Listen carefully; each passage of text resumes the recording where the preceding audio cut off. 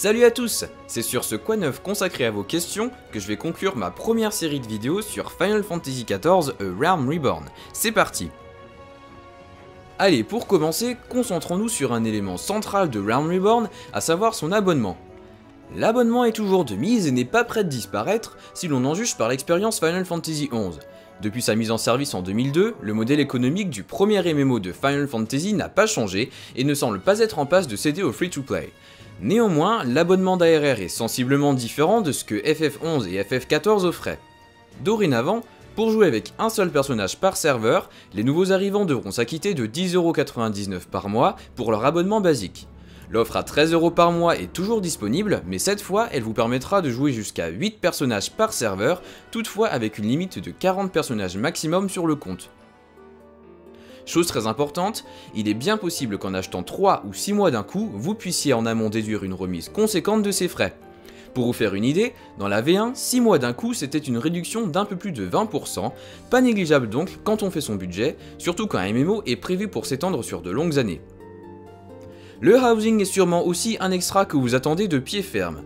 Sur ces belles images inédites du dernier live en présence du PDG de Square Enix, je tiens, avant de créer des fausses joies inutiles, à vous annoncer que vous devrez serrer encore un peu des dents avant de profiter d'une villa en bord de mer à titre personnel.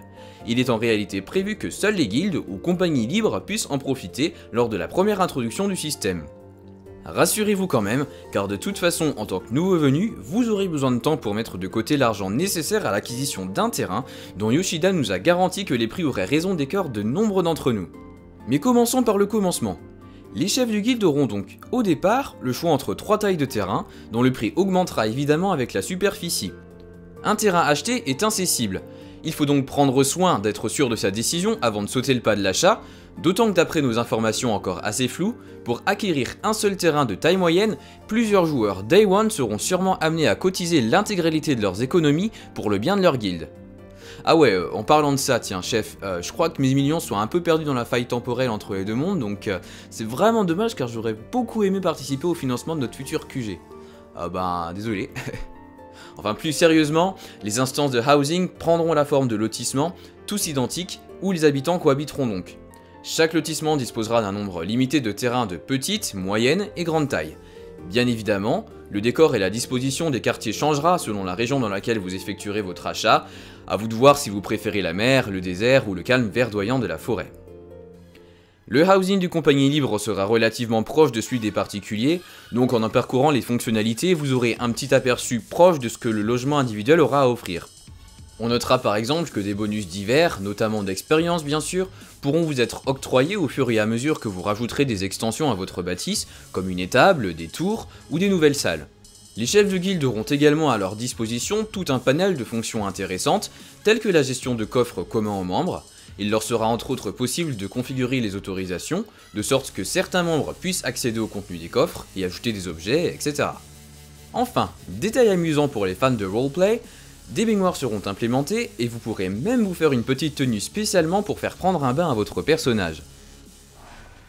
Concernant les personnages justement, vous aurez le choix entre 5 races, les Ihur, qui sont les plus humanoïdes du lot, les Miqo't, la race féline, les Elezen, la race elfique, les Roegadyn, les brutes en puissance, et les petits derniers, les Lalafell, dont le nom et la taille se rapprochent étrangement d'une spécialité gastronomique égyptienne. Le choix d'une race n'aura pas de réelle influence sur les statistiques d'un personnage, qui pourra quand bon lui semble alterner entre les classes de combat, à savoir pugiliste, gladiateur, maître d'ast, archer ou maraudeur, et les classes de magie, qui seront l'élémentaliste, l'occultiste et l'arcaniste. A partir d'un certain niveau, vous aurez la possibilité de passer le cap des spécialisations, aussi appelées job, et ainsi jouer mage blanc ou chevalier dragon par exemple. Encore une fois, même après la spécialisation, vous pourrez quand bon vous semble revenir en arrière pour jouer avec une simple classe, sans contrainte autre que celle de l'équipement. D'autres classes et jobs sont attendus pour compléter la liste déjà établie. On est confiant pour l'arrivée de l'arcaniste et de l'invocateur dès la release, et des fusiliers pour un futur proche, et Yoshida a fait mention d'autres envisageables probabilités pour la première extension, comme l'ajout d'une autre classe de magie, qui pour l'équipe manque cruellement dans le jeu. Mais ceci n'est pas à l'ordre du jour, faut-il encore que ce qui est déjà en place fonctionne du mieux possible avant de penser aux extensions. Les races n'échappent pas à la règle et devraient également accueillir de nouveaux spécimens lors de futures extensions, mais si vous manquez de personnalisation d'ici là, vous pourrez toujours faire un tour du côté des nouveaux salons de beauté, lieux qui, comme leur nom l'indique, permettront de changer de coupe et de la couleur des cheveux, du maquillage, etc. pour un look toujours renouvelé. En parlant de personnalisation, les chanceux qui auront un accès à la première phase de bêta seront sans doute déçus du peu d'options qui leur seront proposées pour rendre leur avatar unique. Cette limitation est volontaire et ne représente qu'une petite fraction de ce qui sera disponible lors de la 4ème phase. Rien que pour les cheveux des femmes, pour ne mentionner qu'elles, des milliers de combinaisons différentes seront offertes et vous pourrez alors laisser briller votre créativité. Dans un tout autre registre maintenant, pour les nouveaux joueurs qui craignent de se retrouver plongés dans un monde déséquilibré par la présence de vétérans, il semble que les devs aient pensé à vous, puisqu'à la release, certains serveurs seront réservés aux nouveaux personnages et interdits d'accès aux personnages créés avant la release d'ARR. Pour ce qui est de la localisation de ces serveurs, bref petite piqûre de rappel, les data centers seront implémentés en Europe, au Japon et en Amérique du Nord. Pour l'instant, pas de précision sur le nombre et les lieux exacts de leur implantation, mais il y a fort à parier que les serveurs européens se situeront sur l'île britannique, au plus près des locaux londoniens de Square Enix. Quant à savoir où les Français décideront de se réunir, j'essaierai du coup de commander une boule de cristal à Noël, c'est promis. Je me permets, puisqu'on parle de serveurs, un petit retour sur le quad 9 sur la technique. Je parlais de la volonté du MMO de briser les barrières entre les continents. Eh bien cette particularité se retrouve pleinement dans ce que l'on appellera le contenu inter-serveur. Pour le contenu jouable en équipe, vous aurez la possibilité, indépendamment de votre monde d'origine, de trouver d'autres joueurs pour vous aider via le système de recherche. Jouer avec des japonais et des américains sera donc tout à fait possible et peut-être pas si rare, même si vous avez établi domicile sur un serveur européen. Finissons avec un dernier point important je suppose pour le combat en équipe, aucun chat vocal n'a été implémenté d'office dans ARR. Le producteur s'est directement exprimé à ce sujet pour dire qu'il veut laisser le choix aux joueurs d'utiliser ou non le micro, dans le sens où, en faisant de cette fonction une partie intégrante du jeu, elle pourrait finir par être un critère discriminatoire pour ceux qui ne disposent ou ne désirent pas se servir d'un tel équipement. Skype, Ventrilo, Mumble et autres TeamSpeak seront donc très loin de prendre la retraite. À plus large échelle encore, le PvP fera son apparition sous plusieurs formes, du combat en 1 contre 1 à l'affrontement de masse. Des zones spécifiques lui seront réservées, protégeant des assauts immodérés des joueurs les plus avides de sang, ceux que cette fonctionnalité secondaire n'intéresse pas particulièrement. Si les équipes de développement parviennent à tenir leur calendrier, le PvP fera son entrée dans nos contrées début 2014.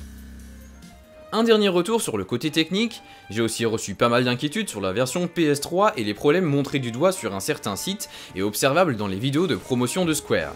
Sachez juste que le jeu est à 70 ou à 80% de son optimisation environ, et il y a encore du chemin à faire avant d'en arriver à sa version finale. Les saccades devraient ainsi être éliminées grâce au travail conjoint des équipes avec Sony. Et oui, une version PS4 n'est pas inenvisageable, bien que n'étant pas la priorité des devs à l'heure actuelle. Ah, et petit détail, vous pourrez librement reconfigurer les contrôles de votre manette sur console, vous laissant ainsi libre de personnaliser votre expérience, comme sur un PC. Encore une dernière chose, oui le jeu est bien prévu pour sortir simultanément sur les deux plateformes à l'heure actuelle. Côté smartphone, les inconditionnels du cloud et autres interconnectivités seront ravis de savoir que les devs travaillent sur une application qui vous permettra de rester connecté avec le vieux continent en toutes circonstances. Elle est en tout cas prévue pour être compatible avec iOS et Android. Et c'est là-dessus que je conclus ce 8ème et dernier quad 9. C'est donc une vidéo un peu courte comparée à ce que j'aurais aimé faire, mais en fait j'aurais manqué de temps si j'avais tenté de la prolonger. Donc j'espère néanmoins que cette dernière vous a plu et saura vous satisfaire sommairement. Finissons sur une touche un peu plus légère. On me l'a demandé assez souvent, donc je vais me faire un plaisir de faire un peu de publicité pour ma guilde actuelle. Je suis la propriété de la joyeuse Final Slash, administrée par un petit mais Ariel à la felle du nom de Patafix. Nos activités tendent peu à peu vers le HL et avec jusqu'à aujourd'hui une grosse dimension sociale. Donc si ça vous ferait plaisir de progresser dans la bonne humeur, tout en gardant en ligne de mire l'objectif d'écumer le contenu le plus avancé dans le jeu, je pense qu'on pourra vous accueillir avec les bras ouverts. Le lien vers nos forums est dispo dans la description de la vidéo.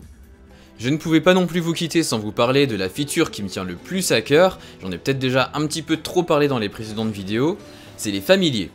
Mais c'est pas grave, et j'en remets encore une couche aujourd'hui avec cette vidéo qui montre pour la première fois cette fonctionnalité à l'œuvre. Il est pas mimi ce bébé chocobo? On a aussi appris que ces petites bestioles seront considérées comme des objets échangeables entre joueurs, donc à vos collections. Et bien voilà, ça a été un plaisir pour moi de vous parler de Final Fantasy XIV The Realm Reborn pendant presque une heure de vidéo. J'espère bien vous croiser sur les serveurs de la bêta, et le cas échéant, j'ai déjà un petit projet en tête qui devrait voir le jour vers la 4ème phase. Avant de terminer, il fallait que je vous remercie pour le soutien que vous m'avez apporté au cours de ces 8 vidéos, mais là, j'ai un truc urgent sur le feu parce qu'il faut que j'aille gratter aux portes des locaux de Square Enix pour qu'ils me donnent un accès à la bêta. Allez, plus une minute à perdre, ciao ciao, à la prochaine!